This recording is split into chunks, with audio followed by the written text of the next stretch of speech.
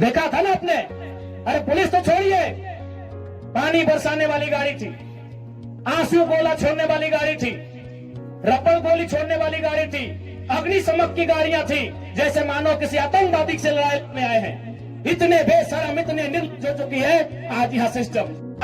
ऐसा टीम बनाकर आई थी जैसे मानो वो रैयतों से नहीं बल्कि किसी आतंकवादियों से मुकाबला करने आए। क्या हाल होगा आपको सोच के देखिए।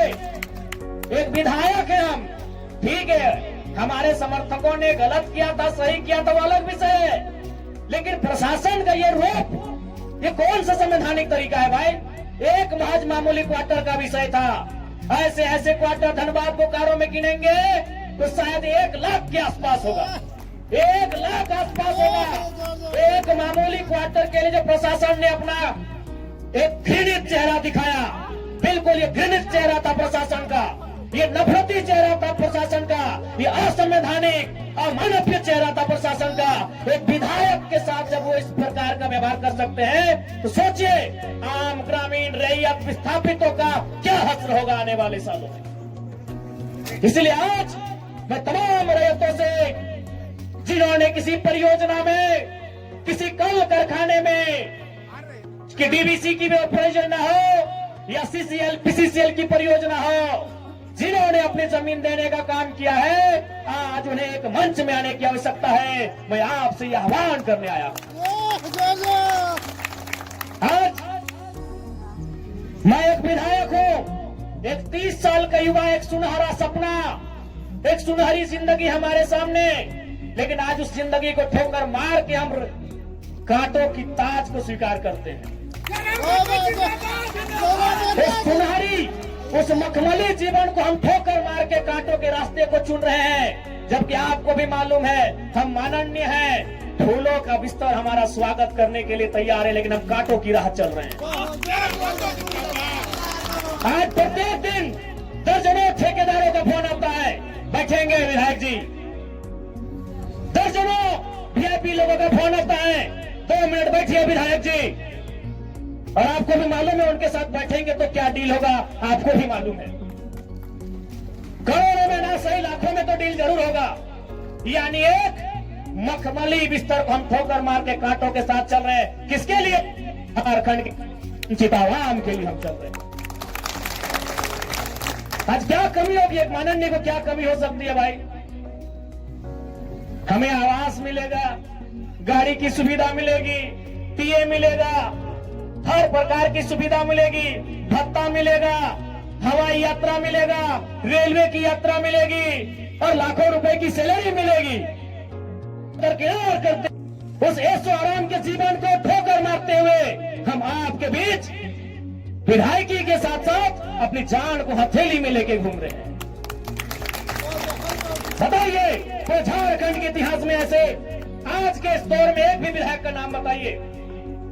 अरे विधायकी तो छोड़िए, हम अपने जान को हथेली में लेके घूम रहे हैं। जिस दिन 2 बजे रात को हम बेरमो में आए, हमारी गाड़ी में हमारा एक भी अंगरक्षक नहीं था।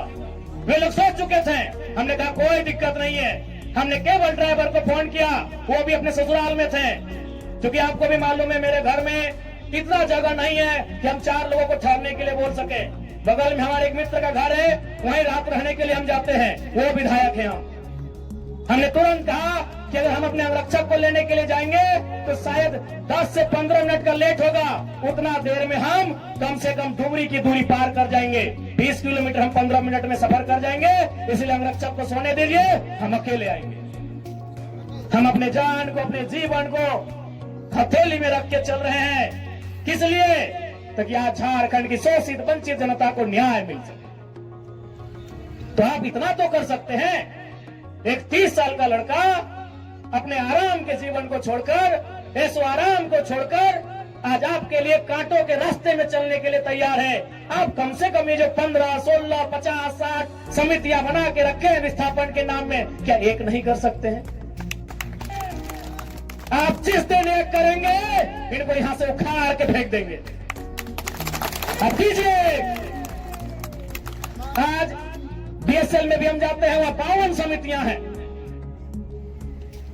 विस्थापन मोर्चा, विस्थापन क्रांतिकारी मोर्चा, विस्थापन उल गुलाम मोर्चा, तो विस्थापन इनकलाब मोर्चा, 52 से 50 समितियां हैं। आप अपने आप को एक कीजिए, आज अपने निजी स्वार्थ का त्याग कीजिए, आज अपने मन के मतभेद को त्याग कीजिए, क्योंकि आज अगर नहीं संभले तो याद रखिएगा आने वाले 20 सालों में, अरे आज तो कम से कम आपके हिस्से की बात कोई कर पा रहा है, आपकी हक की बात कोई बोल पा रहा है, आने वाले दिन अगर बोलेंगे ना तो शायद आपकी जबान काट ली जाएगी, बिल्कुल काट ली जाएगी।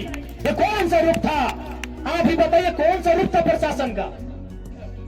आज हो सके आज भी मेरी बातों को कुछ लोग तोड़ मोड़ के प्रस्तुत करेंगे कि विधायक के बोल सुनिए। अरे उनको नहीं मालूम है विस्थापन का दर्द क्या होता है। अगर वे विस्थापन को अध्ययन कर लेते तो शायद ये बोली बोलने का अवसर नहीं देखते। इसलिए आज मैं आपको स्पष्ट कहना चाहूंगा, और मैंने विधायक बनने से पहले ही कहा था, मैंने सांसद का चुनाव लड़ने से पहले ही कहा था कि आज जो हाल मैं देखता हूं पूरे झारखंड का, आज जो मैं अफसरशाही का व्यवहार देखता हूं, आज जो मैं प्रबंधन की मनमानी देखता हूं, मैंने बहुत दुखी होकर कहा था कि एक मैं पीएचडी का स्कॉलर हूं, लेकिन मैं शायद इस बात को आप लोग मेरा गलत कहें, लेकिन मैं कह रहा हूं कि कोयलांचल में रहने वाले लोग जो विस्थापित लोग हैं, वो हम दो, हमारे दो नहीं, 2 बच्चों को एक्स्ट्रा जन्म दीजिए और उनको केवल और केवल विद्रोह की भावना के साथ तैयार कीजिए कि आपको बदला लेना है। बिल्कुल इस मेरी बात से बहुत सारे लोगों को आपत्ति होगी कि माननीय कैसा बोल रहे हैं, लेकिन उनको क्या मालूम कि जिस जमीन को हमारे बाप दादा ने 1970 में दिया है, हमारे बाबूजी मर गए, लेकिन आप भी जवान बेटा वो बुढ़ापे की ओर चला गया है, लेकिन इंसाफ नहीं मिल पाया। और ये तो गनीमत है। झारखंड के किसान भोले भाले हैं, झारखंड के किसान सरल हैं, झारखंड के किसान सीधे साधे हैं कि आज 1970 की लड़ाई को घिस कर अपने जीवन को, अपने खून को गला गला कर लड़ रहे हैं। अरे ये बंगाल याद होगा तो 1964-65 का दौर था। एक दिन पहले कुछ जमींदारों ने, कुछ सामंतवादियों ने एक किसान को मारा था। उन्होंने नक्सलवादी और नक्सलवादी जैसे घटना को अंजाम दे दिया था। एक दिन पहले ये तो झारखंड के किसान हैं कि 70 साल से बर्दाश्त कर लिए। बंगाल के किसानों ने एक दिन बर्दाश्त नहीं किया था। आज आप नक्सलवादी सुनते हैं ना, नक्सली नक्सली नक्सली, ये डिक्शनरी का वर्ड नहीं है। नक्सली कोई बुरा वर्ड नहीं है। नक्सली बुरा हो सकता है, नक्सली वर्ड बुरा वर्ड नहीं है। नक्सली एक्चुअल में, वास्तव में बंगाल में दार्जिलिंग जो क्षेत्र है, वहां एक गांव है, उसका नाम है नक्सलवाड़ी। नक्सली कोई डिक्शनरी का शब्द नहीं है जिसको हम लोग झारखंड में सुनते हैं नक्सली। एक बंगाल का गांव है, उसका नाम है नक्सलवाड़ी। उसी गांव में घटना घटी थी। किसानों को कुछ जमींदारों ने, जमींदार को आप प्रबंधन से तुलना कर सकते हैं, जमींदार को आप प्रशासन से तुलना कर सकते हैं, तो कुछ जमींदारों ने, उस किसान का नाम था जंगल संथाल। लगभग 6 फुट ऊंचाई का वो किसान था, उसका नाम था जंगल संथाल। उस किसान के कुछ साथियों को लाठी डंडे से पीटने का काम किया था। बदले में एक ऐसा क्रांति आती है, उसे आप नेगेटिव कहिए, पॉजिटिव कहिए, वो भी सही नहीं है कि आज उसे नक्सली और नक्सलवादी का नाम दिया गया। वे किसानों की घटना थी। और उसकी तुलना में तो झारखंड के लोग सीधे साधे भोले भाले लोग हैं। आज 70 साल से पीस रहे हैं, आज 70 साल से घिस रहे हैं। आज कई पीढ़ियां बर्बाद हो गई। आंखों के सामने बूढ़ी माँ इलाज के अभाव में तड़प तड़प के मर गई। आंखों के सामने जवान बेटा बेरोजगारी से तंग आकर खुदकुशी कर लिया।